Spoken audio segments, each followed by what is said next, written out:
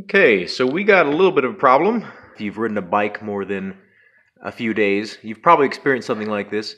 So this is a bit of an extreme case. A lot of times the puncture is, pretty small, or it's just like a piece of glass or something like that. This is about as bad as it gets besides a full tire laceration that exposes your tube. I'm going to teach you a way to repair this with some basic materials. This is just like some rubber cement, some scissors, tube that you no longer use. If it has a bunch of holes in it, it's just not worth repairing anymore.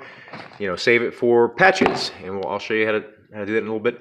Some alcohol, just so we don't have to spend a whole lot of time preparing it. A plastic bag, doesn't matter what kind, just a plastic grocery bag, and some kind of sandpaper. Doesn't have to be a sanding block like this, it could just be any sandpaper.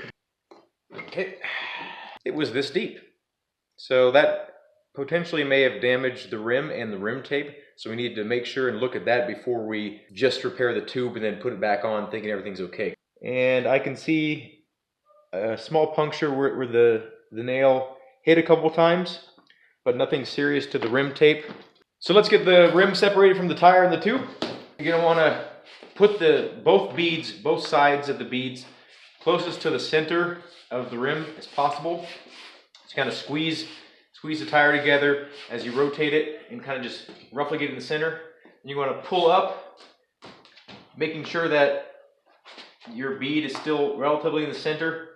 And then you're going to want to pull and then push down at the same time. And a lot of times that'll get your tire off. Then you kind of just roll it off the rim. Now, sometimes there'll be a tighter fit than that. But this is a good opportunity to check your rim tape, make sure everything is lined up and not exposing any holes. Things like this, like where it could be potentially sharp to a tube inflated at a high pressure. Put a piece of electrical tape over it, just something to kind of smooth out the edges. But overall, I don't think any of this is going to be a problem. So now let's check out the tire. A lot of people will address the issue they see immediately, and then they'll ignore the rest. Kind of squeeze it together, and you can check all your little micro tears and holes for like glass, pieces of metal, just debris. See right there? There's a little thorn. So if you were to replace the tube thinking you got everything good, just by getting the nail out, sometimes something like this, rolling over it quite a few hundred rotations, it's going to dig deeper and deeper into the tire till it gets to the tube. So I'm going to get like a blade, and we're just going to dig them out. Dig under here and kind of separate the tire a little bit, kind of stretch it out, and make sure that we're getting all the way deep in there. That's another problem right there. Not very deep, but some of them can be deeper than you think. You kind of just want to, that was a piece of glass or a rock. Sometimes even rocks can pop your tires if you have a hole big enough to allow it to go deep enough. But this is the kind of stuff you want to check every once in a while. At the very least, every time you change your tube or your tire for any reason, just check over the whole thing. See, that's a pretty big tear in the tire there, and that can allow a lot of debris in there. Check your sidewalls for damage. If you grind a lot, that you can have tears in your sidewall. So we got everything out that's visible from the outside. We're going to do one more thing. On the inside, gently run our fingers down the middle of the tread first, because that's like the main point of contact with the road or whatever you're riding. Make sure there's nothing sharp that's kind of dug so deep that you cannot notice it from the outside. And I don't feel anything. Now we're going to feel like the sides a little bit. Again, gently, like I'm not like digging deep with my fingers. I'm just like lightly running over it. I feel, yep, I felt a little tear in the sidewall right there, but that's not a huge deal. Okay, so we're looking pretty good. So this tire is now ready to be put back on. Now let's address the tube. I don't want to do this, but I'm going to do it for this video. Please like the video. Please subscribe. Please share the video. Watch it a bunch of times. Don't skip the ads. All that hoopla. Let's get to it. Let's pop this tire. I'm just going to do a small puncture because most likely you're going to have a puncture on the top here. And this is just a screw. This is something we can work with. So first of all, we are going to spray some alcohol on this area. Doesn't necessarily need to be alcohol, but like I said, it's just an easy liquid to work with since it dries so quickly and doesn't leave, you know, a residue behind. So that's a clean area. Now we're going to use our sanding block, and we're going to rough up the surface. Our purpose is not to thin the material here. Our purpose is to create a surface with extra surface area, if that makes sense. So like all the roughness here will allow the adhesive to hold on easier. So because there's a bit of a prominent line here, I'm going to focus a little bit of my efforts on that. Okay, so that's pretty good. Now we're going to spray it off again. Get rid of any debris we've left behind. So you can see it's a pretty nice surface we're working with now, right there. So we're going to set this aside, and then we're going to cut ourselves a patch. We're going to inspect the area of the patch first to make sure it doesn't have any holes. Just needs to be about like a 2-inch square maybe. You know, it doesn't need to be anything huge. But you want to make sure there's enough area to where, you know, if the hole enlarges a little bit, there's still a seal around it. So I'm going to do that, and that will be good. So now we're going to follow the curvature of the tube here. We're going to use the top portion, or what would be the top portion. And we're going to cut off the sides, right where the curve is. Okay, so that's a nice, see how it curves? So we're going to use that to our advantage. It'll help the seal. Now we need to remove this gunky stuff off the back, which is powderized fish bones, from what I know.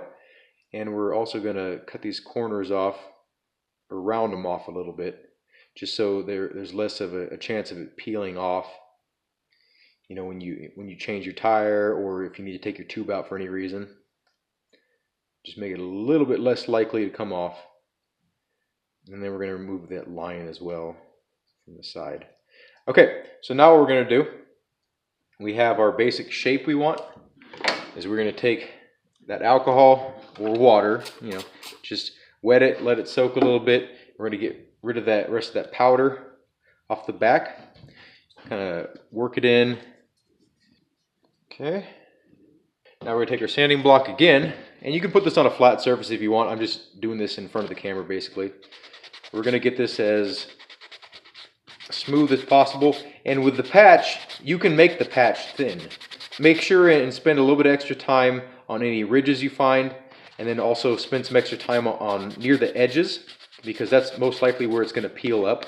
So you can make the edges a little bit thinner intentionally, and look for, like I said, ridges and stuff that are going to interfere with the patch. If we have to, we might actually end up cutting that portion off, because it doesn't need to be this big. I just like to have it this big for extra security. We'll see how much of it we can get off and see if it's reasonable. So when choosing the portion of your patch, you know, take all these little lines into consideration and plan out what part of the patch is going to be the most important when it makes contact with the tube you're repairing. I'm going to sand the back too, just so it's as thin as possible.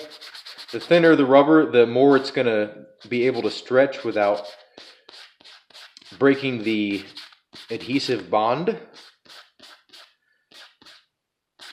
Don't make it so thin it's worthless, but make it to where it's noticeably thinner than it was when you first grabbed the patch. And you'll be able to feel it while you're working up with it. Some people might not think this is worth it. A lot of people will just be like, I'm just going to buy a new tube. But this does save a lot of money in the long run. If you ride a lot, you're going to go through a lot of tubes. Just really focus on that ridge now. See if I can get that. It's feeling a lot better. Okay. See if I can get the thickness down. See, I'm kind of folding it over on that part that felt thick to where that's the only part I'm sanding down now. Really want to. Now I'm going to even it out. Make sure and stretch it out a little bit, not to stretch it literally, but just to see if there's any holes that are present that you've either created or maybe you just missed when you're cutting the patch. I don't see any holes. Clean this off and this is good to go. Both sides. You'll see why both sides in a little bit here. Running out of alcohol. Careful not to touch it with your hands, because not only are your hands probably dirty by this point from touching the wheel, but you also have oils on your hands that'll make it to where the glue won't work as well. So, and then we're going to put a even coat of contact cement, rubber cement. You don't want a huge glob of it on here, just a nice even coat. And it doesn't have to be like absolutely perfect, but the better you make the coat, the better this is going to work. Okay, so you notice like that the thinner it is, the quicker it kind of sets, and it's kind of rolling over itself rather than spreading now. This is what you want. So set that down real quick and apply a little bit around the area. This is just to make sure the entire area has a little bit of glue, and also to help seal that hole. I'm going to put that aside. We're going to take our patch and apply it.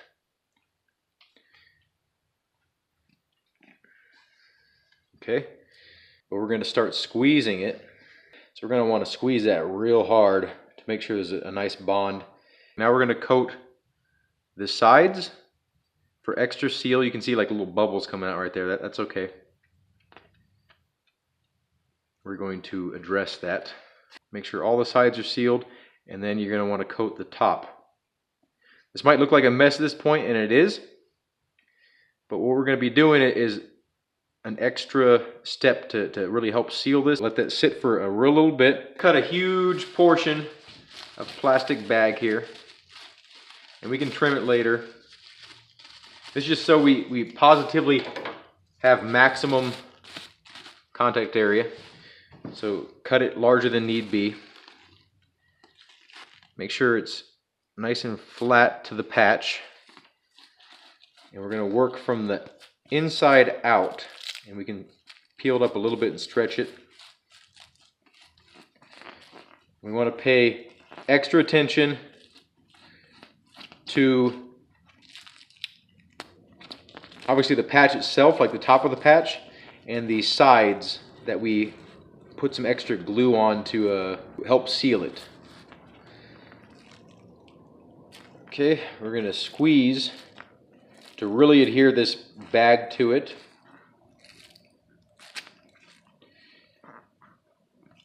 And now we have a full seal. You can see why we put extra glue around the edges here. It's a little bit of excessive of a patch, but it's one of those things like where it's better to have more rubber there than less, unless you're really worried about weight. In that case, you'd probably just buy a new tube anyway. I went ahead and trimmed the sides just to kind of tidy the job up. It looks a little bit better, a little bit more professional. You'll never see this anyway, but okay, let's mount it up. So we're going to let just enough air out to where we can fit it in the tire comfortably. We don't want to let enough out to where our patch starts to change shapes. We don't want it to like shrivel up. So put the patch in first, roughly where it goes, so we're not sliding around too much. Make sure your valve stem is straight. Normally you wouldn't have the tube this inflated for this, but you're gonna have to make do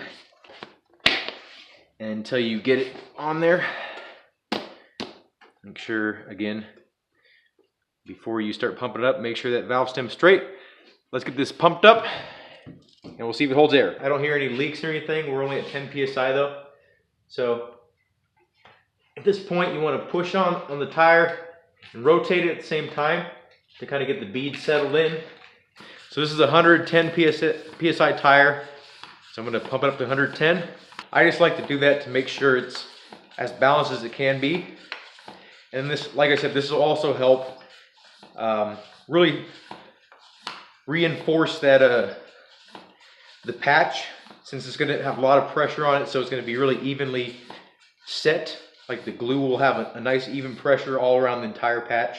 So if you have a 60 psi tire, I don't recommend you pump it up to 110. Just look at your tire rating, see what the sidewalls and the casing can handle pressure-wise. We are at 110. Cool, we got a perfect bead set. Well, that is the procedure. Hopefully I was detailed enough for you to easily comprehend it, and that's a success. Have a good day. Thank you for watching, and I hope to see you in a future video.